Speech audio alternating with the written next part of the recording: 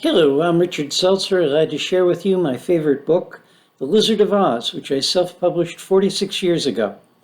I'm going to read to you the new, improved, and expanded edition which I just finished writing and which is not in print. I'll make a separate video for each chapter. The original edition had illustrations by Christin Couture. I'll show you one of those pictures at the end of this video. Chapter 10, The River. The paved road soon ended in windy paths just wide enough for a VW, branched and then branched again through the woods. Miss Osborne didn't know what to expect. The kids, who were tired of being crowded in the car, wanted to talk with the redcoats, and Miss Osborne was too tired to chase them down. Mr. Sherman didn't answer when she asked for directions. Maybe he was confused too. Who wouldn't be? So she drove very slowly, taking this path and that at random. Miss Shelby was bewildered by the prince turning into a frog. She didn't know how to explain it. She just sat in the car, and Mr. Newman climbed down from the roof and walked beside the car where she was sitting, near where she was sitting. The woods were full of wildflowers. The kids started picking them and bringing them back to the car. Kathy picked daisies and pulled off petals. He loves me not. But no matter which way it came out, she picked another and did it again. Gainel stuck forget-me-nots in her hair. Linda S. picked sunflowers and stuck some of them on the sides of the car to give it flower power. She gave a big one to Mr. Newman. It was almost as tall as he was. He stuck it in a buttonhole. The stem went all the way down his pant leg and into his shoe, and the sunny top was near his ear. When they arrived at the river, Miss Osborne took the fishbowl from Cindy and asked hopefully, Mr. Frog, Prince Frog, where should we go from here? But the frog didn't answer. He just croaked, hopped out of the fishbowl into the river. No, please, don't go away without telling us, she pleaded. Then Mrs. O'Rourke, who had been getting along swimmingly with the frog, croaked too and jumped in after him. No, not Mrs. O'Rourke, too, cried Miss Osborne. Mr. Sherman said, I must admit I'm feeling a bit amphibian myself.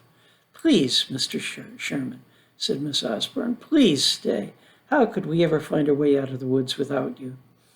Who's that guy over there on the raft? Asked Donnie. All aboard, the stranger hollered.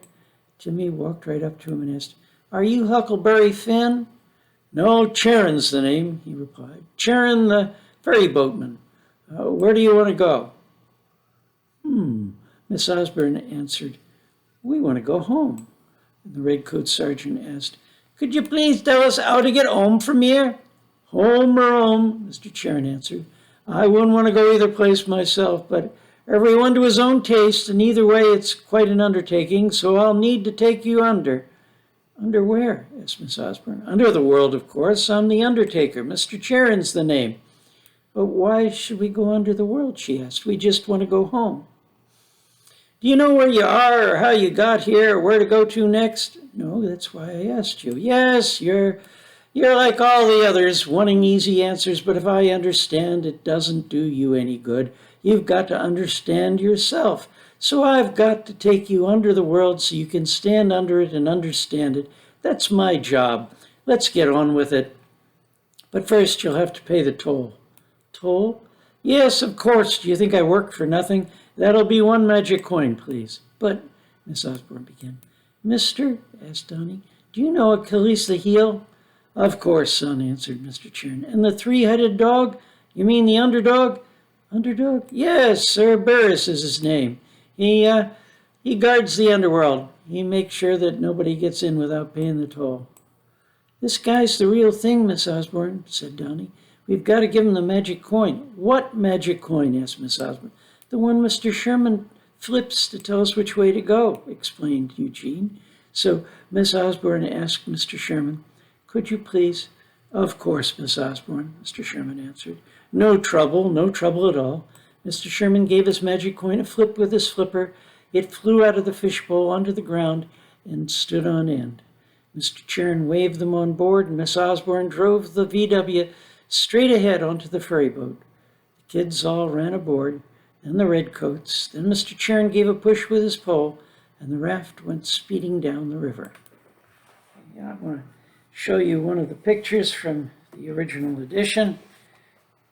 This is a picture of the ferry boat man, Mr. Charon. Okay. I hope you enjoyed this chapter. Please watch the rest of the story. I'm making a separate video for each of the 27 chapters.